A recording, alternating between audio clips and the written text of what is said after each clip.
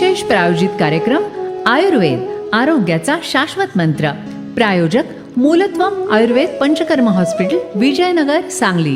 Green FM तुम्ही tune केलेला आहे. मी आहे मेधा आणि आयुर्वेद आरोग्याचा शाश्वत मंत्र या विशेष कार्यक्रमात आज मी मेधा तुमच्या सगळ्यांचं मनापासून स्वागत करते. मंडळी, आयुर्वेद खरं तर आपल्या जीवनाचा महत्वाचा आधार आहे आणि आजकाल हे आपल्याला सातत्यानं जाणवतं. मंडळी, आज आपल्याला या विशेष कार्यक्रमात या आयुर्वेदाला धरून अनेक आजारांवर कशा पद्धतीने उपचार केले जातात याविषयी सांगण्यासाठी आलेले आहेत मूलत्वम आयुर्वेदच्या आयुर्वेद तज्ञ डॉक्टर कादंबरी जगताप. नमस्कार मॅडम. नमस्कार. आज आपण या नवीन एपिसोडला सुरुवात करतोय आणि आयुर्वेदाच्या दृष्टिकोनातून आपण अनेक आजारांवर किंवा अनेक कमींवर मात करतो आणि खूप चांगलं आयुष्य आपण आपल्या या ज्यांना आजार आहेत किंवा ज्यांच्यामध्ये काही कमी आहे त्यांना देत असतो असं म्हणायला हरकत नाही. मला वाटतं आज पहिल्यांदा आता सगळ्यांना भेडसावणारा एक महत्वाचा विषय आहे, तो म्हणजे वंध्यत्व.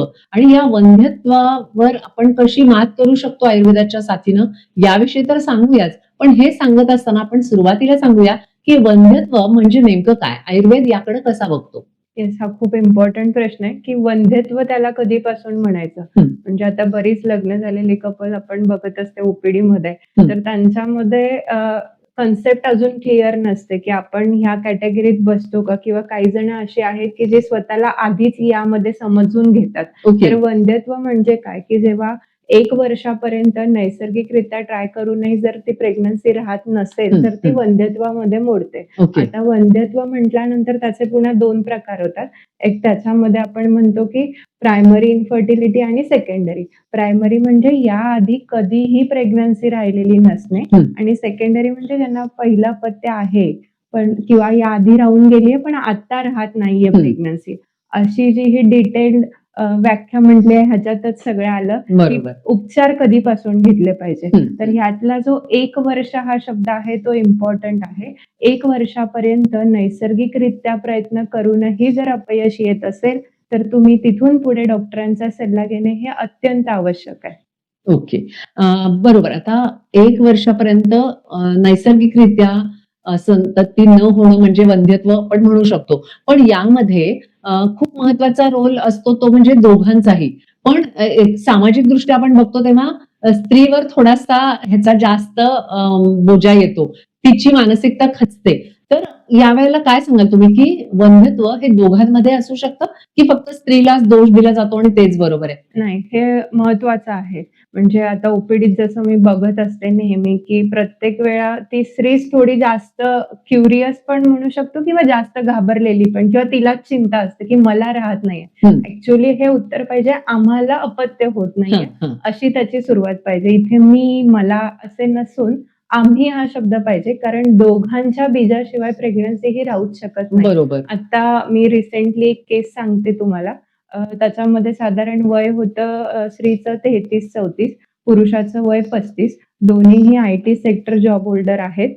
पण त्यांचं आता लग्नाला 3 ते 4 वर्ष झाली आहेत. तिथून पुढे ते विचार करतायत. बट आतापर्यंतही त्यांचे हे म्हणजे नैसर्गिकरित्या संबंध होते. आता ही केस महत्वाची की 3 वर्ष होते, ते इथून पुढे विचार करताय पण 3 वर्षात राहिलं नाहीये. आता ह्याच्यामध्ये काय आहे की जेव्हा पेशंट अशी कंप्लेंट घेऊन येतो त्याच्यामध्ये दोघांच्याही बीजाचं अनालिसिस फार गरजेचं असतं. तर त्यांच्या केसमध्ये पुरुषाचे बीज नॉर्मल होते, बट त्याच्यात मोटिलिटी कमी होते. आता पुरुषांना फक्त आकडा नॉर्मल आहे एवढं माहित असतं, बट त्याला त्याची गुणवत्ता कशी आहे हे पण बघणं फार इम्पॉर्टंट आहे. पण त्या केसमध्ये स्त्रीचं बीज अगदी व्यवस्थित होतं, पिरियड्स व्यवस्थित होते. त्यांना फक्त एक 2 ते 3 महिने औषधं देऊन बीजाची गुणवत्ता वाढवली आणि आता त्यांना नैसर्गिक गर्भधारणा झाली.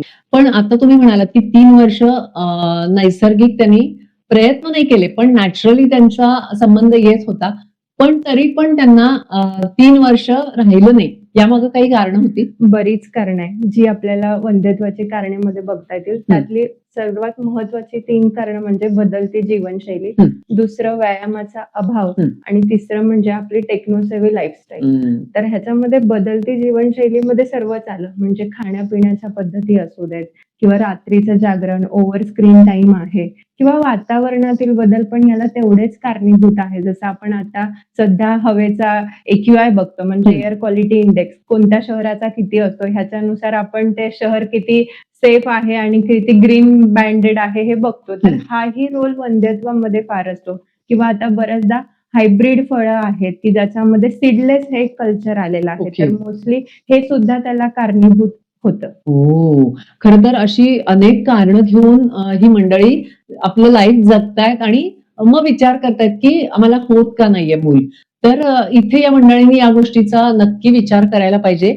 जे आता मॅडमनी सांगितलं, की जी काही कारणं आहेत, तर ती आपल्या बाबतीत तर नाही आहेत ना आणि जर आपल्या बाबतीत ही कारणं असतील, तर नक्कीच तुमच्या आयुर्वेद तज्ञांशी संपर्क साधून किंवा मूलत्वमशी सुद्धा संपर्क साधून तुम्ही ही कारणं दूर करू शकता आणि नॅचरली तुम्ही एक छानसं बाळ आपल्या घरी आणू शकता, स्वतःचं बाळ आपल्या घरी आणू शकता असं म्हणायला हरकत नाही.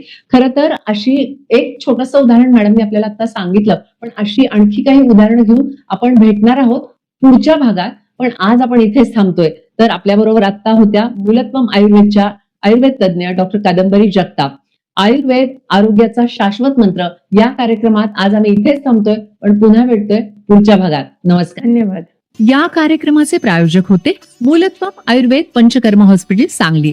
आपल्याला जर अचूक आणि परिणामकारक आयुर्वेदिक उपचार घ्यायचे असतील तर आपण मूलत्वम आयुर्वेद पंचकर्म हॉस्पिटल, पहिला मजला, KFC वर, विजयनगर, सांगली या ठिकाणी सोमवार ते शनिवार सकाळी 10 ते सायंकाळी 7 वाजेपर्यंत भेट देऊ शकता आणि आजारातून मुक्तही होऊ शकता. अधिक माहितीसाठी संपर्क 98 346 23 909.